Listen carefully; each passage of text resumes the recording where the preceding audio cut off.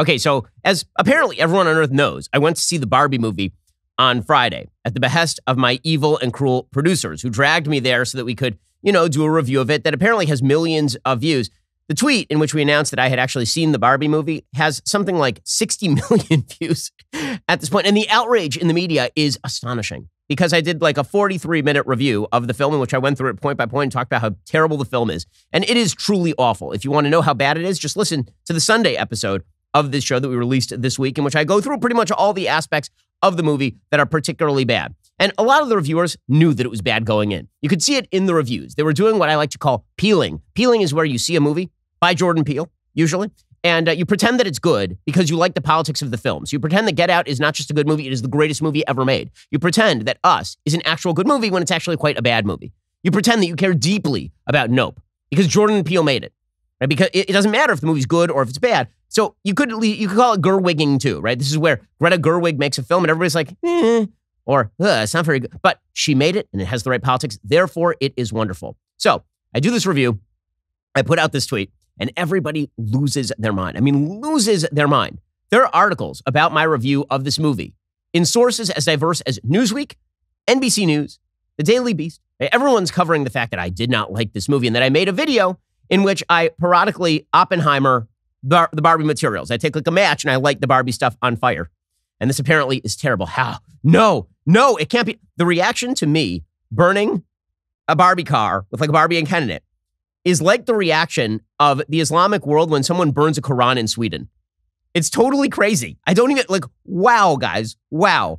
I mean, there's an article in NBCnews.com. The internet is roasting Ben Shapiro for hate watching Barbie while dressed like Ken. Apparently being dressed like Ken now amounts to you wear black jeans and a black shirt. And the question was whether I had purposefully worn that outfit to the Barbie movie. No, I hadn't seen it, guys. That's just what people tend to wear a lot, is like a black t-shirt and black. I didn't realize this was like a rare and unique bird. It was like some sort of rare pheasant in the wild to wear a black pair of jeans and a black shirt when I go out.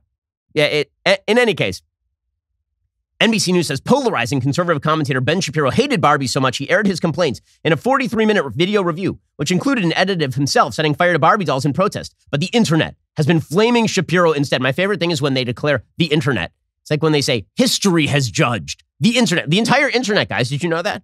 I mean, sure, like 98% of the internet is people watching porn right now, but the entire internet is very, very upset. They're super, super duper upset. Oh no, it's so terrible. Many online poked fun at the intensity of his apparent rage, highlighting he went so far as to buy movie tickets and obtain Barbie dolls to burn before he recorded himself protesting it for more than a third of Barbie's runtime. So this is one of my favorite critiques, is where they're like, oh my God, you spent money on the tickets to go see a movie that you reviewed? Yeah. Now let me explain to you how the market works. Do you know how much money we made off of the YouTube video that has now been viewed in excess of 1.2 million times reviewing that movie? I promise you, it's way more than we spent to go buy those Barbies and some matches and a barbecue. I promise you. And then people were tweeting something like, Ben Shapiro is 40 years old. Right. I'm 39. I'm a 39-year-old dude with a very, very popular show who reviewed a cultural phenomenon that is Barbie. And unlike all of these single women with wine and cats who went and loved this movie, I have 4 children. So yeah, I have a very full and productive life, and I took time out of my busy schedule to watch this 2-hour bleep show. And it was bad. So I was upset that I'd spent 2 hours watching a very bad movie that we've been told is like the greatest movie of all time. The Daily Beast did this too. The Daily Beast has an entire article. Ben Shapiro roasted. The real question I have here, and this is a serious question, and actually has some fairly serious ramifications, is why the outrage over me not liking the film? I'm just confused. So I understand that everybody on the left has this face tattoo syndrome nonsense where you put something out that is wildly culturally controversial, like Barbie. As I said in the review, Barbie is a movie that was marketed to children. It is a movie that, though it is PG-13, was clearly marketed at moms and their 8-year-old girls, because who plays with Barbies? 8-year-old girls. I know because I have a 9-year-old girl. And so it was clearly marketed at that group. And then it was a bait and switch because the entire movie is a feminist diatribe about the evils of the modern patriarchy. And so they do this. They mainline in a bunch of left-wing social gobbledygook into a movie that is supposed to be sort of a fun romp through Barbieville. And then when you notice, they get very upset. That's the face tattoo syndrome that I've talked about 1,000 times on the show, right? When you go into Starbucks, there's some weirdo with a face tattoo and you look at them. They're like, what are you looking at? You're like, your face tattoo, the thing on your face that you put there so that I would notice it and comment. That thing. But if you comment in the wrong, but what they really want is approval. If you comment in the wrong way about Greta Gerwig, who, again, they're giving the Jordan Peele treatment or the Taylor Swift treatment or the Beyonce treatment, like there are certain cultural figures, cultural idols, where if you criticize them, you have violated the sacred honor of the Vestal Virgins. You must not criticize. If you criticize, then you will be roasted on a spit upon the internet. Ooh. I want to explain why this is. Because there's something, I think, deep going on here. Because there are certain things where if I criticize them, if I make fun of them, if I talk about them on the show, then no one cares. But there are certain things where if I do make fun of them on the show, then everyone cares. And the entire internet goes berserk. And if I make fun of Cardi B on the show for like 15 minutes, the entire internet goes aflame with memes about me making fun of Cardi B. But if I like have a spat with Nicki Minaj, nobody cares. Like there are certain figures who are just like beyond. They're in the pantheon. And if you criticize them, you have violated the sacredness of the space. So what is this sacred space we're talking about? I'm gonna get to it in just 1 second. First, let's talk about a company that actually cares about you, doesn't hate your guts.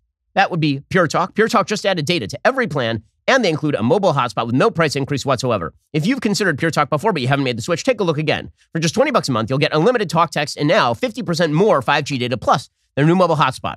This is why I love Pure Talk. They are veteran-owned. They only hire the best customer service team located right here in the great United States of America. Most families are saving almost $1,000 a year while enjoying the most dependable 5G network in America. Remember, you vote with how you spend your cash. So, don't support companies that hate your guts. When you go to puretalk.com/Shapiro, you'll save an additional 50% off your very first month because they actually value you.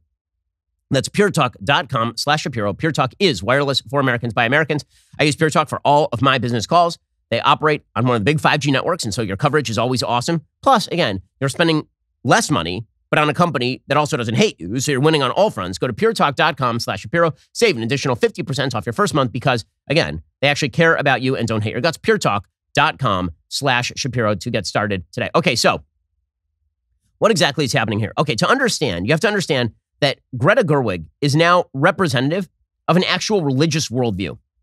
When I made the kind of quirky comparison between the reaction to me burning the Barbie dolls in this review and flaming the movie and the reaction to fundamentalist Muslims over the burning of the Quran, it's not all that frivolous comparison. There is an actual religious worldview that cannot be attacked. And if you attack that religious worldview, if you say that religious worldview is bad and wrong, then this means that you are a heretic and you must be punished.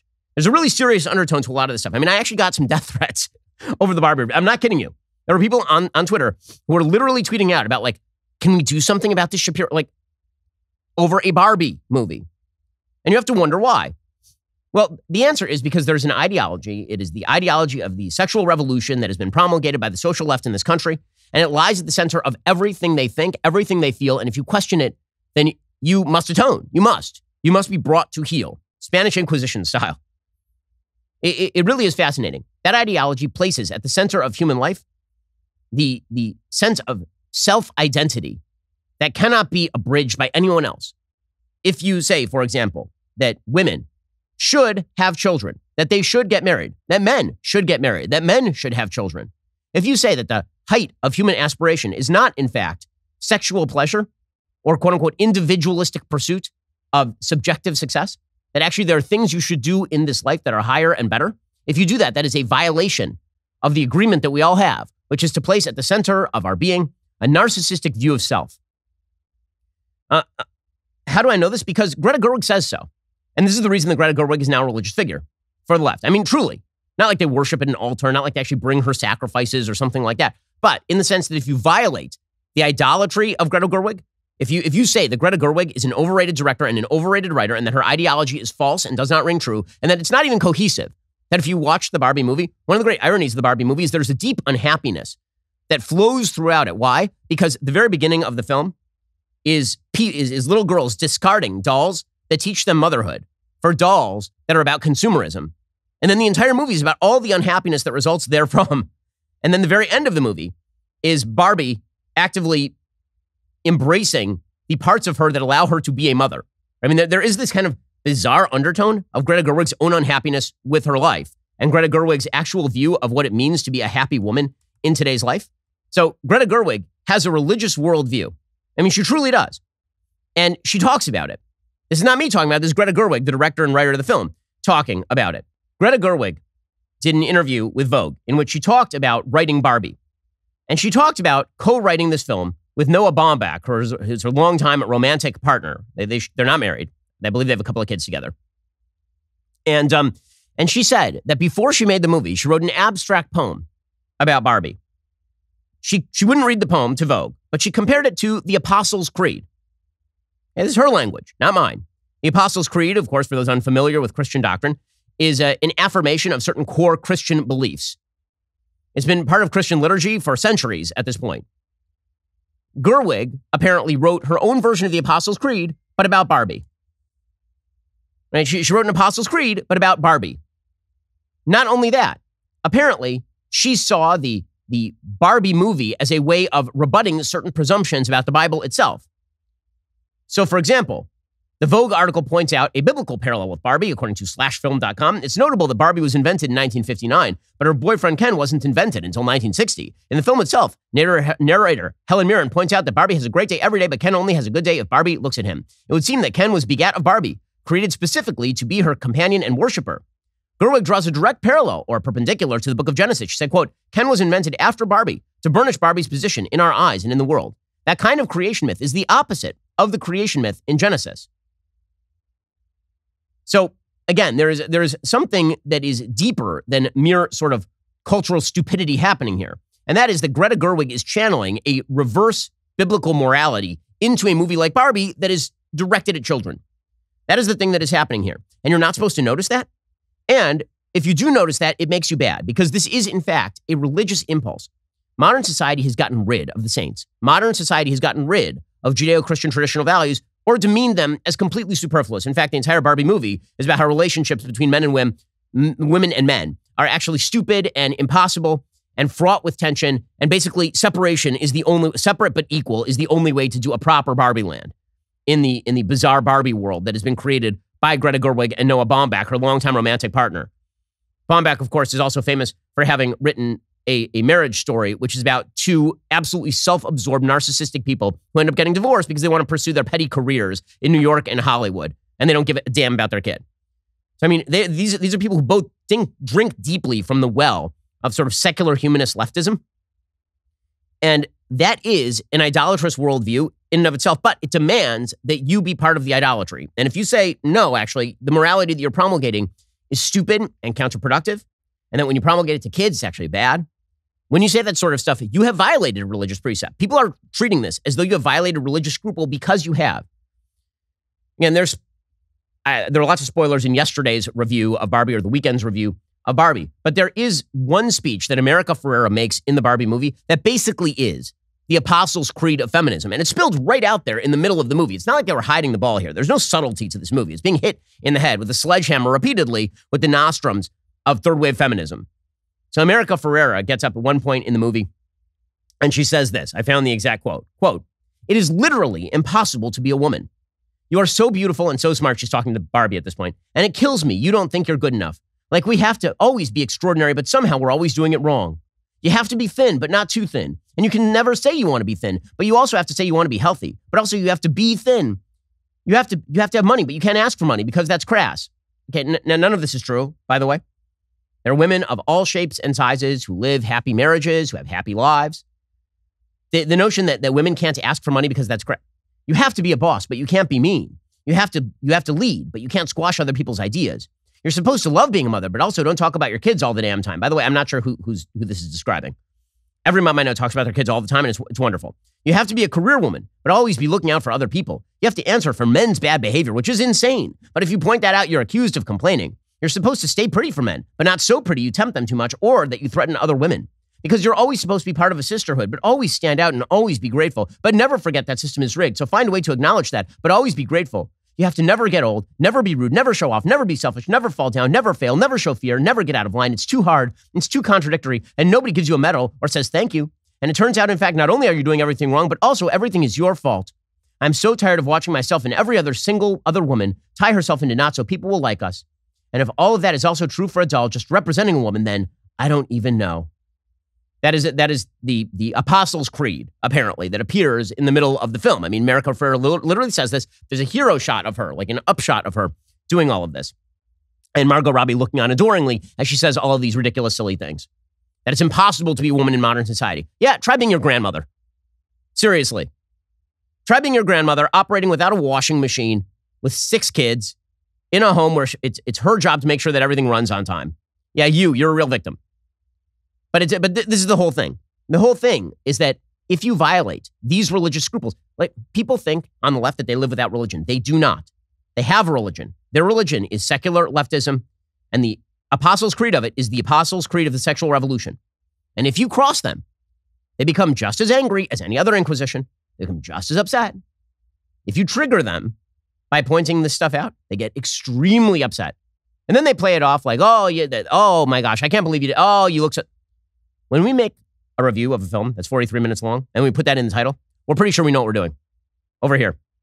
When we set fire to Barbies, for the shock value of it and because it's funny, we know what we're doing. The joke is the joke. You can pretend not to get the joke, or you can just be offended by it, which is really what's happening here. So I have a question for you. Why are you so upset? Seriously, why are you upset? I don't like the movie. You like the movie? Okay, we can have those differences. Why are you so upset? What is getting your goat so much? I understand why I'm upset. What I'm upset about is the lie. I'm upset that you created a movie that is specifically designated for little girls to see it, and then what you decided to do is slide in a bunch of left-wing imagery and propaganda about how terrible little girls have it in the United States. I think that's awful. I think it's an awful thing to do. I understand why I'm upset. What I understand is why you're upset. Your movie made a crap load of money over the weekend. This movie made $160 million over the weekend. It blew the doors off the box office opening weekend. Now, I don't know, it's going to have the kind of repeat business that it's going to want to have. I don't think it's going to have any foreign business, but that's a different story. So what are you so upset about? One person who you already didn't agree with politically, didn't like the film, and yet you are so upset. Why? Has it ever occurred to you because you're more religious than I am? I'm the one here wearing the funny little hat attesting to my belief in God, but you guys are wearing your Barbie shirts in attestation to your idolatry of a sexual revolution moment that is played out and is rift with deep unhappiness that you refuse to acknowledge, and so you're going to externalize that into, I can't believe somebody said something bad. Must protect the precious. That's what's happening here. It's a form of idolatry, and it's amusing to watch you guys try to spin it away. And then you hear people on the left say things like, my kid isn't going to pick up on all this messaging. Oh, what do I care? It's subtle. Because first of all, it's not subtle at all. Right? There are certain movies where things will just fly right over kids' heads. I know, I have 4 of them. There's certain things where you're watching and you're like, the joke hits me, but it doesn't hit my kids. There's no subtlety to this film at all. I mean, it is right in your face. There's literally a speech about it. There are multiple speeches about it. In that same scene, there is a line in which Barbie says, either you have to be weird and terrible or you have to be ignorant, essentially.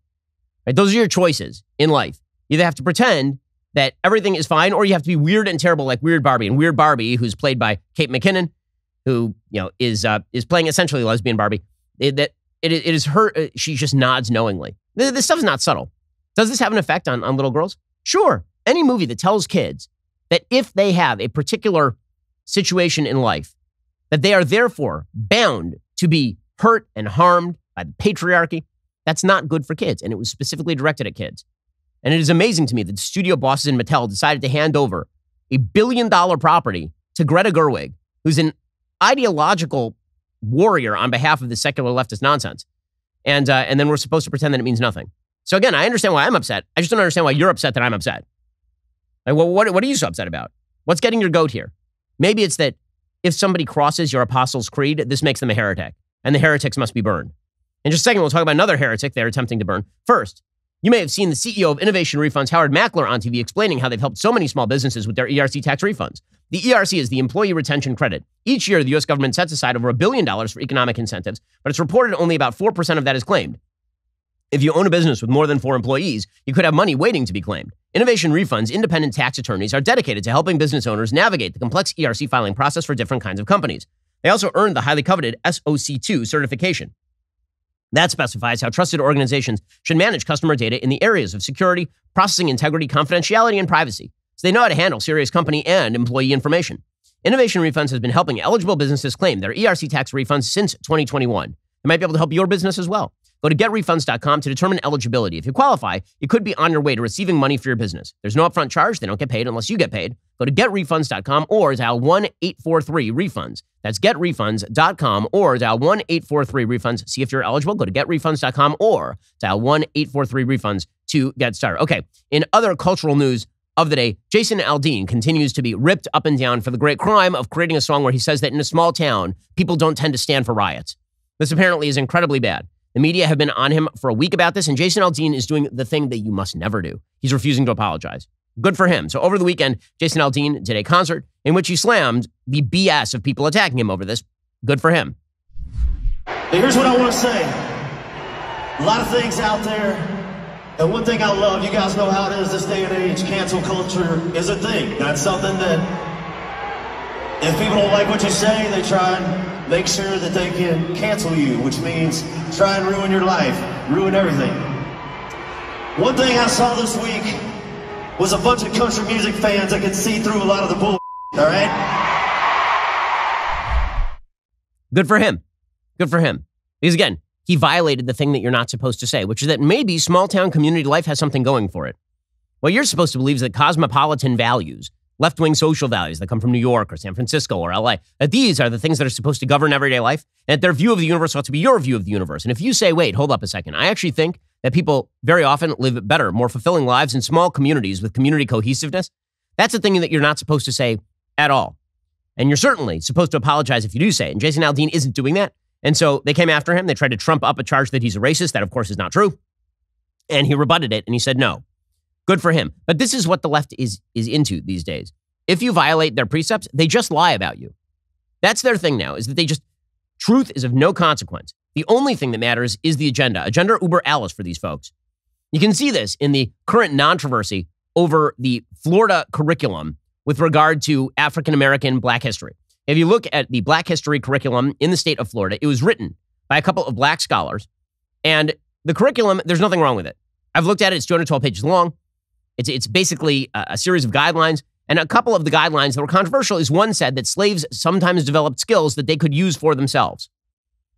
And this was read falsely by Kamala Harris and the rest of the left to suggest that in Florida, people are being taught that slavery is good. That's absurd.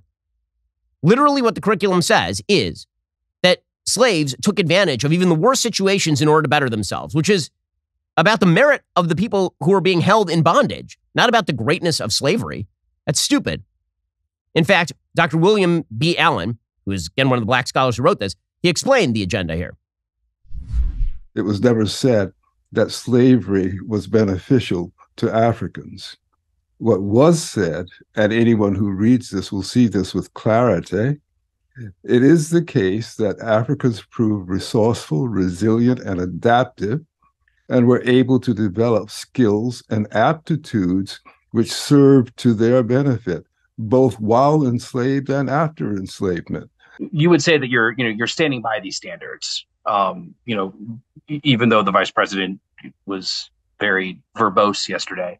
Well, I will repeat to Mr. McCarty that I'm not claiming authorship, but I'm certainly willing to stand behind the work of my members in the task force and to stand behind the collaborative process. I have read, of course, all the standards.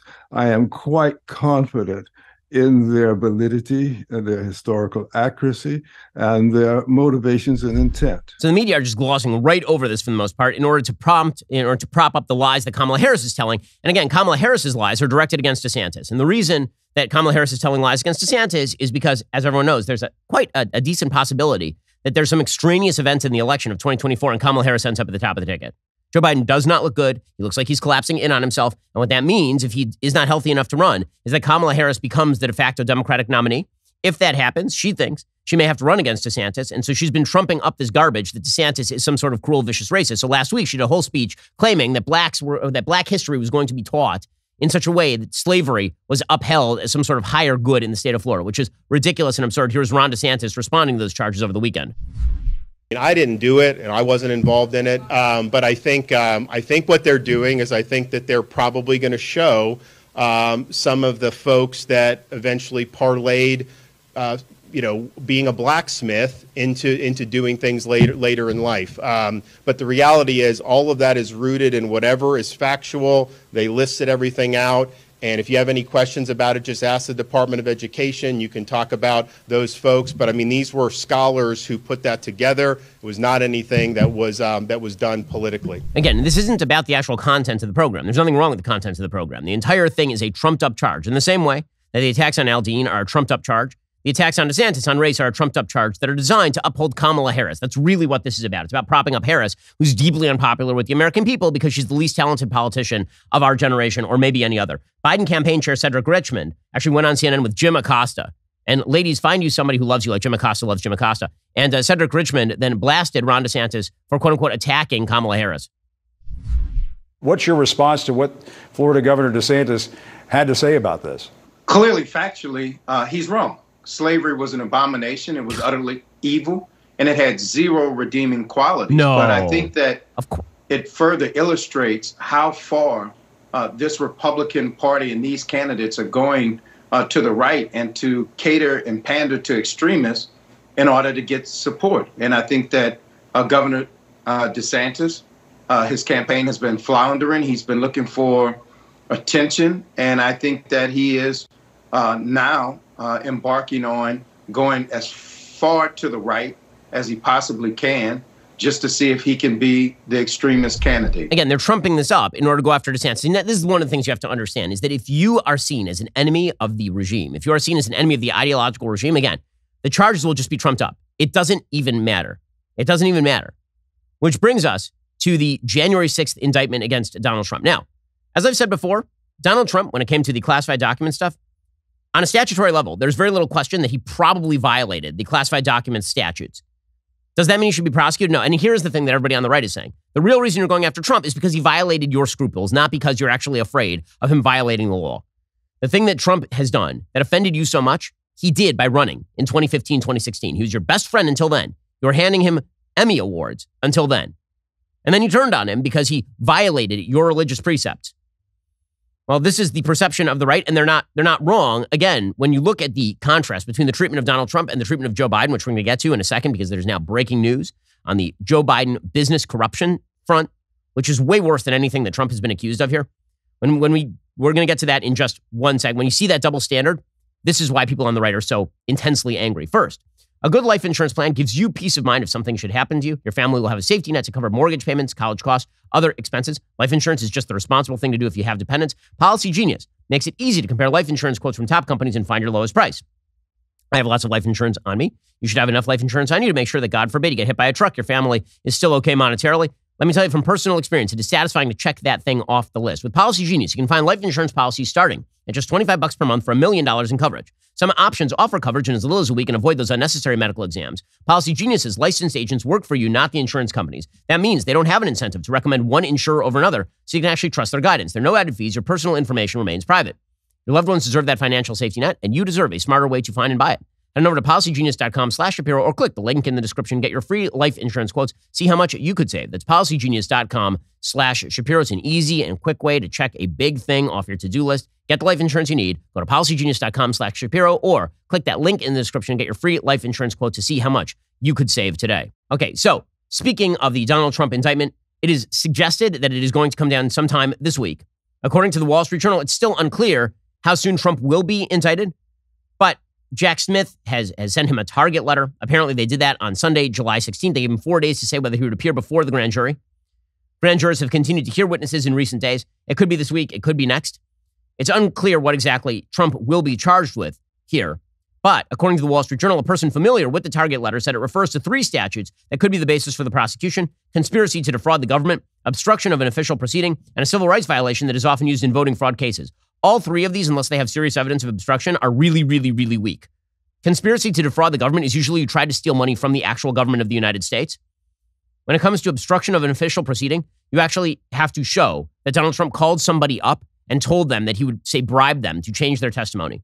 A civil rights violation used in voting fraud cases is typically like, I stopped you from voting, or I actually falsified ballots and shoved them in a ballot box. It is not me saying something about a vote that I didn't particularly like. According to the Wall Street Journal, Trump could be charged with at least one of two statutes passed following the Civil War and originally designed to prosecute conspiracies to keep newly freed black people from voting. But he didn't keep anybody from voting. So again, it's going to be very difficult to see how that works. When it comes to the conspiracy to defraud the government, again, that particular statute was chiefly written to stop people from stealing money from the government. The broadly written statute prohibits agreement to obstruct a lawful function of the government by deceitful or dishonest means. One federal judge has suggested Trump violated it, but again, I've never seen it interpreted in this particular way on a practical level. And when it comes to obstruction of an official proceeding, again, they're going to have to prove that Trump essentially tried to bribe somebody. It's pretty clear at this point that the same people who went after Trump on everything else, all of the false fake Russia garbage, all those same people are very, very excited about all this, including, of course, Adam Schiff. Here's Adam Schiff. The fact that Adam Schiff is still treated as a sort of a person worth talking to over on MSNBC demonstrates the full corruption of the media, considering that dude lied for 4 long years about having a smoking gun in his back pocket, showing that Trump was actually a Putin cat's paw. Here's Adam Schiff. I think these are the most serious charges that he faces yet, if indeed this grand jury or these grand juries indict. The Mar-a-Lago documents case was a threat to our national security. It's very serious. Obviously, the multiple business fraud counts in New York are also serious. But this is essentially a set of charges revolving around his efforts to stop the peaceful transfer of power. For the first time in our history, it's hard to imagine a president being involved in more serious misconduct. He is so tiresome. He is so tiresome. And this is the game, right? The game from the left is, it doesn't matter what you charge Trump with, you got to charge him with something. And then, of course, if we do that, then if you guys defend Trump from even spurious charges, this means that you're bad. The gall of people like Jen Psaki, so Jen Psaki over on MSNBC, she says, maybe this campaign is going to turn into keeping Trump out of prison. Well, I mean, you're the ones trying to put him in. So if it does, that would be on you, not on anybody else. I'm confused on how it's on Republicans saying that Trump shouldn't go to prison when you're the ones literally trying to put him in prison. The Washington Post published a piece that really stuck out to me about how intertwined Donald Trump's campaign has become with his legal defense. According to the piece, just over half of the money he raised last quarter went to an affiliated PAC that is footing his legal bills. Your Republican colleagues continue to support him, of course, but is this campaign becoming increasingly about keeping him out of prison? And how is that even allowed for him to use so much of that money for his own legal defense? It's all a game. It feels like a game. It feels like a game. And the reason it feels like a game also is because we now have some pretty damn good information that Joe Biden is really, really corrupt. And that corruption extends to Hunter Biden as well. It really is amazing. We have 2 stories out over the course of the last 72 hours that call into serious question the quote unquote non-corruption of Joe Biden. First of all, it's pretty obvious from the beginning that Hunter was doing things abroad, picking up sacks of cash, and then some of that was making its way back to Joe. Again, I urge you to go look at all of the documents that are available from Hunter Biden's laptop, including text in which he informed his own children that at least you don't have the pressure of picking up money for dad the way that I do. He literally says that in a text message to his own kid. He's like, yeah, well, at least you don't have to pay all of dad's bills. He said that, and we're all supposed to pretend that never happened. But now we have some corroborative information along those lines that, of course, are being soft-pedaled by all the media except for the New York Post. We'll get to that momentarily. First, we have a wonderful dog. His name is Happy. He is very, very cute. And he needs energy because it's very hot down here in Florida. I mean, I take him for a walk, and every so often he just kind of like poops out and just lies down on the sidewalk. We need him to have his energy. And this is why we give Happy rough greens every morning. The dog food that you've been giving your dog, that's dead, right? I mean, it's brown. What you actually need is to spruce that up. Rough Greens boost Happy's food back to life. You can do the same for your dog as well. You don't have to go out and buy new dog food. Just sprinkle some Rough Greens on their food every day. It contains all the necessary vitamins and minerals your dog is not getting from their regular dog food.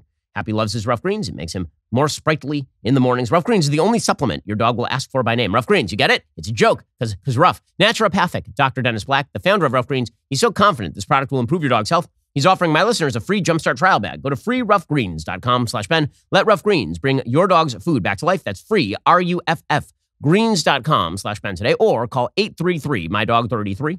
That is 833-MY-DOG-33. Again, 833-MY-DOG-33 to get started today. freeroughgreens.com/Ben. Also, environmentalists, those hypocrites, they'll tell you to ride a bicycle, and meanwhile, they were flying in their private jets. I mean, if you're going to fly in a private jet, don't tell everybody to ride in a bicycle. Then they'll insist that you stop eating meat because of the cow farts, and then they are chowing down on Wagyu over at Davos. Well, I bet you do a better job of conserving the environment than, John Kerry especially if you get Jeremy's new green tea and citrus hand soap. It is free of both parabens and sulfates. I don't know what that means, but it is mostly free of DEI and ESG. It's not tested on animals. It's made right here in the United States. That means you can feel patriotic and morally superior at the same exact time. Do yourself a favor. Wash your hands of hypocritical leftists once and for all. Go to jeremysrazors.com. Order your green tea and citrus hand soap today. Okay, meanwhile, so the game for the left is you focus in on all the bad things Trump's ever done, and you just ignore with a furious fervor everything bad about Hunter and Joe Biden. Now, Hunter Biden is not a news story because he's a derelict piece of crap. He is a derelict piece of crap. That's not why he's a news story. It's because he's funneling cash to his dad in almost certain likelihood. And there's a report that has now been released by Senate Republican Chuck Grassley, who's a serious guy. It's an FBI memo that makes quote unquote unverified claims, just like, a lot of unverified memos. And here is what it says. It is a confidential human source who reported the following. In late 2015 or 2016, during the Obama-Biden administration, this confidential human source was first introduced to officials at Ukraine natural gas business Burisma Holdings through a person named Alexander Ostapenko. The person was the source for this report, and Ostapenko traveled to Ukraine and went to Burisma's office that was located 20 minutes away from the city center. The purpose of the meeting was to discuss Burisma's interest in purchasing a U.S.-based oil and gas business for purposes of merging that with Burisma for purposes of conducting an IPO in the United States. Burisma was willing to purchase that U.S.-based entity for $20 to $30 million. At the meeting was this source, a former business of the source, Ostapenko, Burisma's CFO, a person named Karina Zlavchevsky, who's the daughter of the Burisma CEO, and her husband. The conversation was in Russian. During the meeting, Podjarsky, who is the CFO, asked the person who's the source on this particular document whether the source was aware of Burisma's board of directors. The confidential human source replied no. Podjarsky advised the board members included, quote, the former president or prime minister of Poland and Joe Biden's son, Hunter Biden. Podjarsky said Burisma hired the former president or prime minister of Poland to leverage his contacts in Europe for all prospective oil and gas deals, and they hired Hunter Biden to, quote, protect us through his dad from all kinds of problems. CHS asked why Burisma needed to get CHS's assistance regarding the purchase merger of a U.S.-based company when Biden was on their board. Podjarsky replied that Hunter was not smart, and they wanted to get additional counsel. Apparently, CHS recalled that this meeting took place around the time Joe Biden made a public statement about former Ukraine Prosecutor General Viktor Shokin being corrupt and that he should be fired or removed from office. The confidential source then told Zlavchevsky, who was the head of the company, that due to Viktor Shokin's investigation into Burisma, which was made public at the time, it would have substantial negative impact on Burisma's prospective IPO in the United States. Zlavchevsky then replied, quote, don't worry, Hunter will take care of all those issues through his dad. What? So, just to clarify, you will recall that Joe Biden said publicly and openly that he got Viktor Shokin fired for corruption and threatened to withhold aid to Ukraine until Viktor Shokin was fired for corruption. Meanwhile, you have a confidential human source who is now reporting to the FBI that he was told by the president of Burisma, which paid Hunter Biden an ungodly sum of money, that Hunter Biden would basically get his dad to fire Viktor Shokin. Does that require further investigation? You might think so. That seems like it might be kind of important. Grassley's office said the FBI told the senator the document was related to an ongoing matter. Meanwhile, the White House said, quote, it is remarkable that congressional Republicans in their eagerness to go after President Biden, regardless of truth, continue to push claims that have been debunked for years.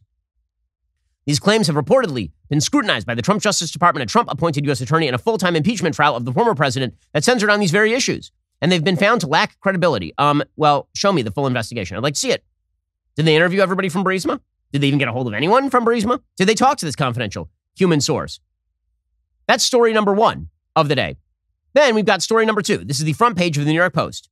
Apparently, Hunter Biden would dial in his father, then Vice President Joe Biden, on speakerphone into meetings with his overseas business partners, according to testimony expected before Congress this week from Devon Archer, the first son's former best friend.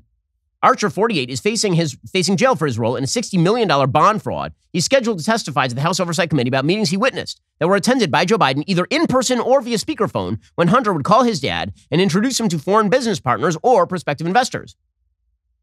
One such meeting was in Dubai late in the evening of Friday, December 4th, 2015, after a board meeting of Burisma, which was paying Hunter $83,000 a month as their director. That is a lot of money, folks. Archer, who is also a director, is expected to testify that after dinner with the Burisma board, he and Hunter traveled 6 miles north to the Four Seasons Resort Dubai to have a drink with one of Hunter's friends. While they were sitting outside at the bar, Vazim Podjarsky, a senior Burisma executive, phoned to ask where they were because Burisma's owner, Mykola Zlavchevsky, needed to speak to Hunter urgently. Soon after, the two Ukrainians joined Hunter and Archer at the Four Seasons bar, and Psaki asked Hunter, "Can you ring your dad?" Hunter then called his father, put him on speaker, placed the phone on the table, and introduced the Ukrainians to Joe Biden by name as Nikolai and Vadim. He also said words to the effect that the Burisma bigwigs, quote, "need our support." Biden greeted the Ukrainians but spoke only in vague pleasantries during the short call, and in other such interactions with Hunter's overseas business partners, Archer is expected to testify. Congressional investigators are expected to probe the reason Zlevchevsky requested the urgent phone call with Joe Biden. They're going to note the context. 3 days after the speakerphone call, the then vice president, who was the Obama administration's point man for Ukraine, was due to fly to Kyiv to address the Ukrainian parliament known as the Rada about the poison of cronyism, corruption, and kleptocracy. 10 weeks before that call, U.S. Ambassador Jeff Pyatt had given a speech about corruption in Odessa in which he targeted Zlevchevsky by name. By then, Viktor Shokin was investigating Burisma for corruption. Within 2 months, he would seize 4 homes in Kyiv, 2 plots of land, and Rolls-Royce belonging to Zlevchevsky. 1 month later, Shokin was fired after Joe Biden threatened to withhold $1 billion in U.S. aid to Ukraine. So, in other words, as Shokin's probe gathered pace, Psaki, who is one of the people who is over at Burisma, ratcheted up pressure on Ukraine in an email to Hunter and Archer on November 2nd, 2015, 1 month before the speakerphone call. Psaki explicitly demanded they use their influence to close down the criminal investigation against Burisma. This is insane. By the way, this is the second Hunter Biden business partner who's testified to this. Another former business partner, Tony Bobulinski, recalls Hunter offering to get his dad on the phone during a meeting by the pool at the Chateau Marmont in L.A. Bobulinski says, "I'm also aware of other Biden family business associates confirming Joe would take phone calls from Hunter in the middle of business meetings and would weigh in via speakerphone." So, in other words, here it seems to be that here is the way that this worked. The way that this worked is that everybody knew that Hunter was a go-between for Joe. Joe would get on the phone and say vague phrases, and then Hunter would spin that into an amazing amount of money for himself and for his family members, which presumably he would then distribute to his dad. Now, by the way, the money doesn't actually have to hit Dad's bank account for Hunter to be spending money on his dad's expenses. Hunter could be covering house expenses. Hunter could be covering car expenses. Hunter could be covering all that stuff. And all Joe has to do is get on the phone every so often and say vague things. "Oh, I love my son Hunter. He's a really a good guy." And then Hunter would be like, "Thanks, Dad." Hang up the phone and turn to his friends at Burisma and be like, "See, my dad's the vice president. He'll take care of it." And then, as it turns out, Joe Biden did take care of it in a way that helped Burisma. So what you have here is the motive, the means, and the opportunity, and the thing that actually happened. That's what you have here, according to not one, but 2 witnesses, right? Tony Bobulinski has already talked about this. Devon Archer is now also talking about this. Remember that time that that Joe Biden said he had no knowledge of his son's business activities? Remember that? And he was lying? Remember that? Because he clearly is lying at this point. And again, all of that is coming at the same time as that other memo suggesting that Zlevchevsky told an FBI informant in 2016 that he paid a $10 million bribe to Joe and Hunter Biden to ensure that Shokin was fired. Zlevchevsky also allegedly claimed to have 2 recordings of conversations, including Biden, and another 15 recordings involving Hunter, as well as many text messages and 2 documents the informant understood to be wire transfer statements, bank records that record payments to the Bidens, presumably in exchange for Shokin's firing. Zlevchevsky, in that document, calls Joe Biden the big guy. Archer also is expected to testify that the big guy was a nickname used by Hunter's business partners to refer to his dad. In a 2017 email to Hunter and Bobulinski, joint business partner James Gillier outlined percentage equity in CEFC, which paid $1 bajillion to Hunter Biden, with 10% held by H, that'd be Hunter, for the big guy. This is insane. Okay, so, by the way, do I think all this is going to break wide open? I do. I actually think this is all going to break wide. The media will do its best to squash it and pretend none of it's happening. You already have MSNBC's Ali Velshi just blowing off all these investigations. They're a waste of time, according to Ali Velshi. Now, if you thought a hearing with 2 IRS whistleblowers was going to be tame, you'd be wrong. That hearing quickly devolved when the Congresswoman Marjorie Taylor Greene displayed explicit photographs of Hunter Biden to the committee. This is the reality of the Republican investigation into the so-called Biden crime family. It's seemingly riddled with stunts and conspiracies. Another facet of the Hunter Biden investigation centers around his business dealings with a Ukrainian national gas company called Burisma. That little part is true. Hunter Biden was on the board of Burisma. And Joe Biden did push Ukraine to remove its top prosecutor.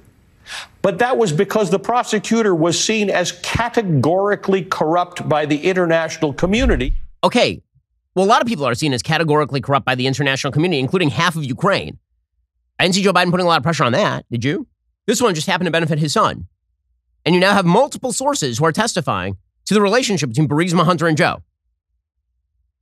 You're just going to blow all that away? And it's all about Donald Trump and January 6th. We're still doing this. You know who's the president right now? The guy we're talking about. You know who's still occupying the White House?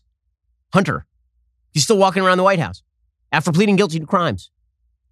Amazing, amazing stuff. Okay, meanwhile, we're supposed to believe that the situation in Israel is about to break into civil war. This is all the headlines today. So let me explain what's happening. When Benjamin Netanyahu's current coalition in Israel took over, it's a right-wing coalition. It is Likud plus some right-wing settler parties plus some right-wing religious parties. It's the most sort of right-wing coalition that's ever been elected in Israel. They proposed some changes to the Israeli judiciary. As I've discussed before on the program, the Israeli judiciary does not work like the American judiciary. The American judiciary is there to interpret a written constitution. There is no written constitution in Israel. The judiciary in the mid-1990s basically decided under the auspices of a man named Aharon Barak that they were going to simply weigh in on every debate. And one of the tools they were going to use to do this is they would simply overturn any law passed by the legislature in Israel that they said was unreasonable. Now, if that sounds vague to you, it's because it's wild and insane and vague. It's literally the court just saying, I don't like a law, we're throwing it out. It's quote unquote unreasonable. Imagine if you had basically 9 Ruth Bader Ginsburgs on the Supreme Court, and anytime Republicans passed any law, she just said unreasonable and threw it out. That's basically how it was working in Israel. There are other problems with the Supreme Court in Israel, including the fact that effectively the Supreme Court selects its own successors. So there can never be a political shift on the Supreme Court. So when the new coalition came into place, they vowed that they were going to remake the judiciary. And there are several things they wanted to do. One of those would be change how those judges are selected, which is correct. It would make them more answerable to the legislature. That was jettisoned, at least for the moment, because of protests. The current piece that was just passed in Israel by the Knesset, by the majority in the Knesset, was just saying the judiciary still has the same amount of power it ever had, but it's not allowed to just throw out laws on the basis that they are unreasonable. Does that sound crazy to you? It shouldn't sound crazy to you. It seems pretty obvious. You shouldn't have a judiciary is not a legislature. It's an unelected body of people who were appointed by their predecessors. They should not have the power to simply say, I don't like a law, therefore it is not a law. That is what you would normally call a dictatorship. If you have a person who is unelected, who sits there and says that based on any reason whatsoever, I can simply say I don't like a law, and so we're just not going to do it, that is effectively a dictatorship. It's effectively a dictatorship, pretty clearly so. So what happened? The Knesset, the majority of the Knesset tried to pass this after months of protests. And after they'd already watered down their original proposal, which was a lot more groundbreaking, they watered it down to just this provision, which is incredibly mild. And the protests continued because it basically turned into a big party in the streets of Tel Aviv. And a lot of people in Israel sort of are enjoying the spectacle of being able to shut down streets. And they're sort of enjoying the idea that they can shut down the government. And what it's turned into, what it's morphed into, is the opposition in Israel has effectively tried to grant a veto right to people who are against the elected government of Israel. So one of the things that's happened is that Israel has a sort of bizarre military system where everybody is drafted, but then there are certain groups of people who are volunteer reservists. So this is particularly true in the Air Force. So in the Air Force, there are people who have to volunteer to come in once a week in order to keep up on their training in case of a war. And then if there's an emergency, they can actually be called back into duty, right? They can be activated because they're still part of the reserve, but they're volunteer reservists. They said, we are not going to come in for our training unless the government backs off of this proposal. And then there were 10,000 volunteer reservists who were like, we're not going to come in for our training unless the government backs off this proposal. Now imagine in the United States for a second that members of the military, like large numbers of members of the military, simply said that if Joe Biden, for example, passes a law with Congress, not even a bad executive order, just a law with Congress, we're not showing up for duty. And not only that, we're going to shut down all the streets. And not only that, the major labor unions of the United States decided to shut down all the malls, all the schools, everything, unless the elected government of the United States stopped passing a law. This would not look very democratic, would it? In fact, it would look like the opposite of democracy, because democracy is where you actually elect the leadership, and then the leadership gets to pass things. And if you don't like that, you have another election. And believe you me, Israel's had lots of elections, like 5 in the last 4 years. So they do elections a lot over there. So this notion that the people's voice is never heard is not true. They have an election again every 5 seconds over there. So you have a bunch of people in the streets claiming that they are standing in favor of democracy by obstructing the workings of the elected majority in the Knesset, which is absurd. And the boycott of the military by members of the military is unprecedented. Even going all the way back to, if you know a little bit of Israeli history, in 2006, the Israeli government, under the auspices of Ariel Sharon, pushed forward a pullout from the Gaza Strip. There were 10,000 or so Jews living at the northern end of the Gaza Strip. And the Sharon government decided they didn't want Jews living there, and they handed it over to the Palestinians, and it ended up beautifully. Hamas took over. But when they did that, the so-called Gaza disengagement, there were mass protests. People did this. They shut down the streets. But no one said, I'm not going in for military duty. That is a new thing. And no one said indefinitely we're going to shut down the country. That is also a new thing. And there's a difference between civil disobedience and we shut down the country for weeks on end. We shut down the malls. We shut down the banks. We shut down the schools. Imagine if this happened in the United States. It would be utterly undemocratic. Now, the way that the press covers this in the United States is that the protesters are actually pro-democracy and saying that judges can't simply strike things down on the basis of reasonableness. That's somehow now anti-democratic, which is totally crazy. And if the current coalition in Israel were to acquiesce to this, if they were to say, your protests mean that we will not pass a law from now on, then they obviously don't have a government. At that point, the protesters run the government. They could say we want a tax cut, and the protesters go back out in the streets, and the reservists say we're not serving, and then you don't actually have an elected government in the state of Israel. So they really, really had to do this. They didn't have a choice at this point. They tried a bunch of compromises. They offered everything. There's been no budging, no movement from the left. The coalition, again, watered down their own proposal over and over and over and over, and the left simply said no. They were intransigent. Well, this is being used now as a wedge by Joe Biden, who wants to sort of attenuate connections between Israel and the United States. Joe Biden is now using this as a wedge. He's pretending that he's standing with the Israeli left by standing against judicial reform. Now, again, it's kind of ironic because Joe Biden's own party in the United States has proposed things like packing the United States Supreme Court. Joe Biden himself has said that the Supreme Court has undermined its own credibility here in the United States. He would like to wrest power away from the Supreme Court, you may remember. But in Israel, when they try to do that on much more solid grounds, it's anti-democratic. So what it's really about is Joe Biden is trying deliberately to undercut a lot of these strong ties between the state of Israel and the United States. He's abetted in this by idiots like Thomas Friedman, an incredibly stupid commentator whose only merit in commenting is apparently he goes to foreign countries and he listens to a taxi driver. Every Thomas Friedman column is, I went to Iran, I talked to a taxi driver. Apparently taxi drivers are like the greatest source of information all over the world. If ever Uber ends or taxis end and we go to automated driving, Thomas Friedman won't be able to write a column. He has an entire piece, however, called Only Biden Can Save Israel Now, which I'm sorry is just a ridiculous statement. It's like saying only Biden can save France or only Biden can save the UK. Name another country where somebody would say this kind of garbage. It's just silly. It's absolutely ridiculous. Thomas Friedman, who's a joke of a commentator, says, 50 years after the 1973 war, this Jewish democracy urgently needs another airlift to save it from being destroyed from the inside. It urgently needs resupply of hard truths, something only you can provide. Oh yes, Joe Biden is going to provide hard truths to the Israelis about how to run their internal business. Ridiculous. So supposedly he wants the Secretary of State, Secretary of Defense, Treasury Secretary, Commerce Secretary, Secretary of Agriculture, everybody to call up Netanyahu and let them know that if they pass a judicial reform that says that the judiciary can't randomly strike down laws for no reason at all, that this will undermine the shared strategic interests in the Middle East. So just to be clear, this is an administration that is currently trying to make common cause with the Iranian Ayatollahs who are trying to build a nuclear weapon. And Thomas Friedman is encouraging the Biden administration to call up Bibi Netanyahu and tell him that unless you do what I want you to do on the judiciary, an internal matter, that we are going to start cutting ties, essentially. By the way, again, the idea that Israel's about to slide into a dictatorship is just crap. It's just not true. But it's been promulgated by the left so that, because when you suggest that your opponents are about to actually enter into dictatorship, it basically justifies you doing pretty much anything, up to and including apparently advising members of your own community to divest from banks and move their money out and get out of the military and all the rest of this kind of nonsense. It's really, really stupid. The government had to do it. They really didn't have a choice because once your government is basically down to you're passing the law or you give up all control to protesters in the streets and to unelected powers. I mean, one of those things look more like fascism than the other. And it is not the people who are elected to a position to pass what is, by any measure, an incredibly mild rebuke to the judiciary. And by the way, you know where this is going to end? In the judiciary. Apparently, the Yair Lapid, who's the leader of the opposition, he's already going to file a lawsuit and he's going to go to the judiciary, and there's every shot the judiciary will strike down the law as unreasonable.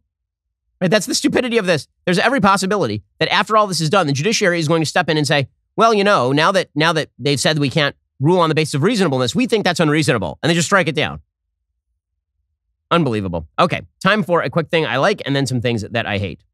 So, things that I like today. So, Elon Musk he has now changed the logo of Twitter to X, I assume to sort of unify his brands because, of course, he is the SpaceX guy. And Twitter X is apparently going to now be a more fulsome media ecosystem, which, you know, good for him. If he can find a way to monetize that'd be good because, of course, he has far more free speech than many of the other outlets that are out there. His goal is to presumably start doing video streaming and to monetize all of that, sort of bring in-house. So people were talking a little while ago about the threat that Facebook was going to provide to via threads to Twitter because they picked up like 10 million users in the first week or something. And I said at the time, that's not a comp because they're just porting over everybody from Instagram to Threads. And it turns out that as per most situations, I was right. Threads is already losing its allure for users, adding urgency for new features. Apparently, data show user engagement has fallen 70% as executives focus on options like a chronological feed. The reason for that is, of course, it's not where the newsmakers go. If you're a newsmaker, you go to Twitter. And Musk knows that. Well, now it appears the thread is actually going the other way. Twitter is going to start getting much more into the video business. And that's going to threaten Facebook's stranglehold on a lot of video entities and short form video and all of the rest. So it'll be interesting to see what Elon Musk does. He's doing some seat of the pants flying here, but it's worked for him so far. Okay, time for a couple of things that I hate. All right, so thing that I hate, number one. So I've absolutely crapped all over Barbie Land and the Barbie movie because it's bad and its values are terrible. And as I've said, Greta Gerwig is essentially an icon of social left-wing thinking. Who better then to direct The Chronicles of Narnia? I'm not kidding you. According to Entertainment Weekly, the Barbie director has now been tapped to write and direct at least 2 films for Netflix based on C.S. Lewis's novels. She says, I haven't even started wrapping my arms around it, but I'm properly scared of it, which feels like a good place to start. I think when I'm scared, it's always a good sign. Maybe when I stop being scared, it'll be like, maybe I shouldn't do that one. No, I'm terrified of it. It's extraordinary and it's exciting. So I'm just going to point out here that the Chronicles of Narnia are heavily Christian in content. C.S. Lewis, of course, one of the great apologists for Christianity of the 20th century. The Chronicles of Narnia are a very, very thinly veiled retelling of the Gospels. And The Lion, the Witch, and the Wardrobe is Aslan is Jesus. I mean, there's clearly, and everyone knows this. I mean, it's not as though it was hidden. In the same way that the subtext of Barbie is not subtext, it's just text. The subtext of the Chronicles of Narnia is not subtext, it is just text. Well, why would you take somebody whose apparent social ethos is wild left-wing feminism and then hand that person the Chronicles of Narnia? What is the C.S. Lewis estate doing? What do they think they are doing by handing this over to Greta Gerwig? Honest to God, it's like having Spike Lee direct Pride and Prejudice. Like, what are you doing? That is not his ideology. What, like, Pride and Prejudice has some interesting ideological perspectives. Spike Lee does not mirror those perspectives. Only Hollywood would think, well, what if we took Greta Gerwig and we handed her one of the great Christian novels ever written for kids? Let's do that. I very much look forward to learning that the White Queen is victim of the patriarchy and that she actually was victimized as a child by evil men, and that's why she became cruel and a witch. And the only way that she can truly be healed is by Aslan sacrificing his own patriarchal nature on the altar so she can be queen once again. I look forward to learning about that. Speaking of perversion of children's entertainment, so the new Snow White is going to be an abomination. How do we know it's going to be an abomination? Well, first we had those pictures that showed that Snow White's 7 dwarves are actually 6 large people, like normal-sized people, and 1 little person.